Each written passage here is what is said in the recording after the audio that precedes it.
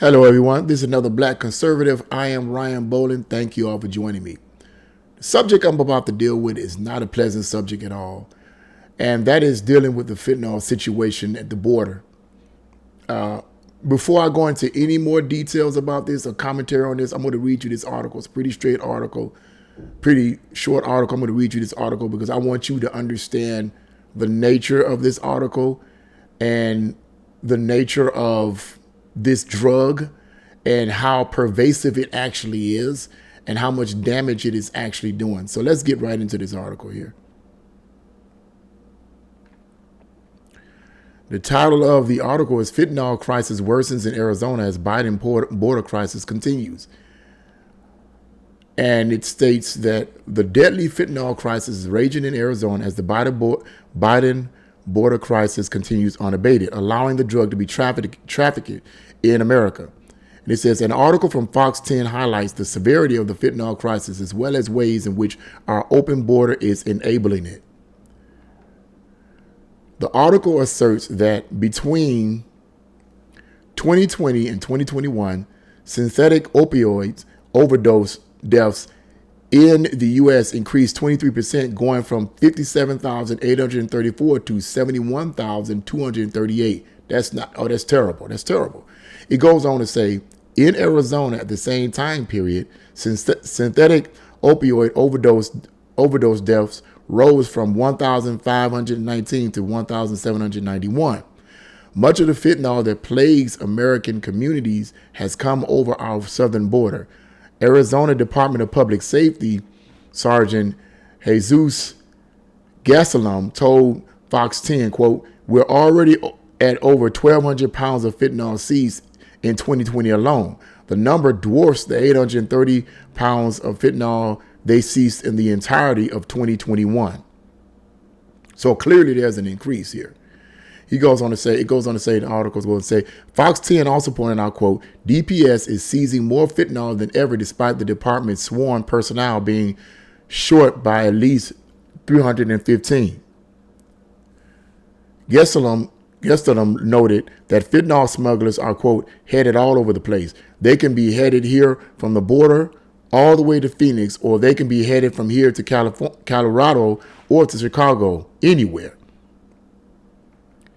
And let me say real quick before I go any further, I had already talked about the same subject in my previous videos, and I mentioned how that this is not merely based on one particular political party.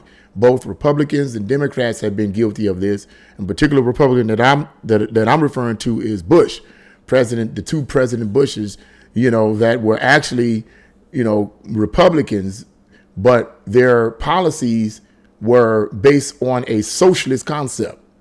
So as conservatives often do when we have people that say they're Republicans or conservatives, but are actually not in their policies, we actually call them neocons or Republicans in name only. I believe he was one because he talked the talk, President Bush, the two President Bushes. They talked the talk, but they didn't walk the walk when it comes down to Republican policies or conservative policies. They talked the talk, but they didn't walk the walk. Okay, so they were in league with this as well. So they were responsible for the borders being open and allowing all this kind of stuff to come in. So the article goes on to say, a lot of people are vulnerable to being exposed to it. In Arizona, fentanyl resembles prescription drugs, right? These fentanyl pills that are counterfeit drugs that are kind of made to look like Oxycontin tablets that people were very familiar with before. The article notes that heroin overdoses have decreased since 2016, while fentanyl deaths have sparked. Now, it goes on to say, I'm going to read further in this because I really want you to get the essence of this.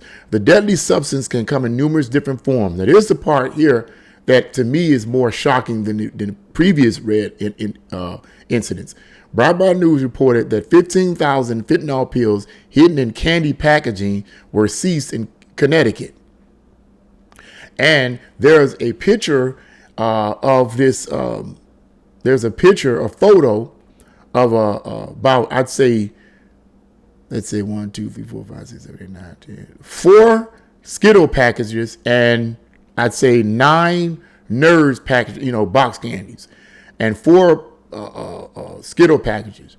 And then right in the middle, there's clearly, right in the middle on the top, there's clearly a big bag of fentanyl pills that are made to look like these nerds and made to look like these Skittles. So think about that for a moment. Think about that for a moment. If it's made to look like candy, then what does that suggest? That they're trying to get the children hooked on this stuff. See? Devil wants your children. A lot of these politicians, they don't care about you. When Trump was in office, people can say what they want to say about Trump. People can fart and poot and holler and say he was this and he was that. He had mean tweets, but at least he tried to do something that was going to help the country. How many times people got to keep saying that? It's ridiculous how people have been brainwashed and believing he was racist. So he tried to build his border, and he was attempting to do that. And then Biden gets in office and just completely wipes that out. Now, why would you do that? Because he is in part to blame, in part, not completely, but in part to blame for this kind of stuff. This is what's coming over in our border because of people like that and their worldviews and their policies. This stuff ticks me off. It makes me so angry. Let me go on. Border security has become a top issue in the midterm elections, particularly in border states like Arizona. Democrat incumbent Mary Keller has repeatedly voted against border security, thus enabling the unprecedented crisis on our southern border. Now, let me ask this question, Mark Kelly. Why would you continuously do this? Why would you continuously vote against border security? What sense does that make?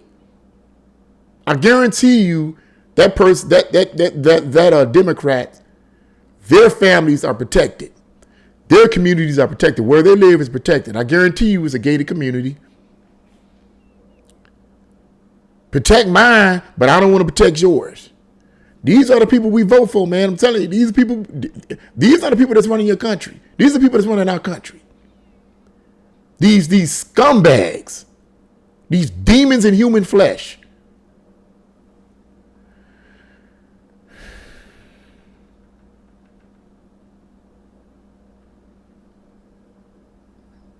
Roughly 3 million economic migrants have been allowed across the southern border into the U.S. economy since Joe Biden's inauguration.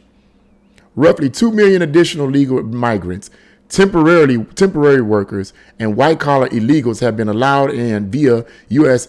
airports. Now listen to what the rest of this article says. It says, a Yale University study from 2018 reveals that there may be anywhere from 16 million to 29 million illegal immigrants within the United States. Illegally, okay? Now that's, when you compare that to the 360 million people that are here, that's a small number. But then you got to ask the question, okay, among the 360 million people in America, is that not counting these illegals? Because if these authorities are counting these illegals, then that's goofy and stupid because they are not a part of America. They are illegally here. What are the best way to put that? Let me read on. A figure that has undoubtedly shifted since the study was conducted. According to recent polling from Gallup, a plurality of Americans would like to see immigration decrease. And some people can argue, well, these people want to see immigration decrease because they're racist. That's the same dumb, stupid, ignorant argument these Democratic politicians and these liberals keep yakking about.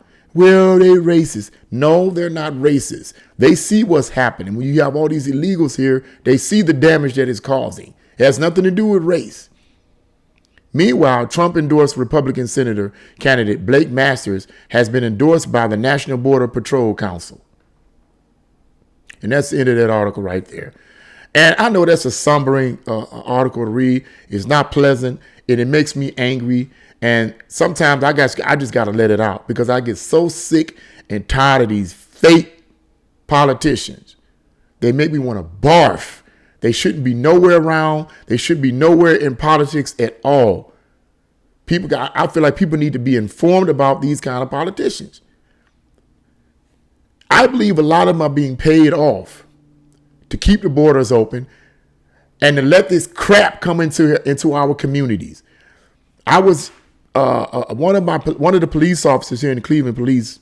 One of the Cleveland police officers shared with me some months ago that the city of Cleveland, where I live, obviously, is one of the major hubs of this fentanyl situation, as well as sex trafficking. But it's also, fentanyl is a major problem here in the city of Cleveland. Gee, I wonder why. And it has increased. It has increased. The usage has increased. But I'm going to focus on this whole idea of this stuff being packaged in candy and Skittles and Skittles and the other, what was that other one I mentioned? I forget the other one I mentioned. The Skittles and the, what was the other one? And the Nerds. Yeah, the Nerds. Skittles and the Nerds packages. And if you look at the picture and you look at the fentanyl placed within the middle, it looks just like Skittles, only they're a little bit bigger, and Nerds. And they're like light blue.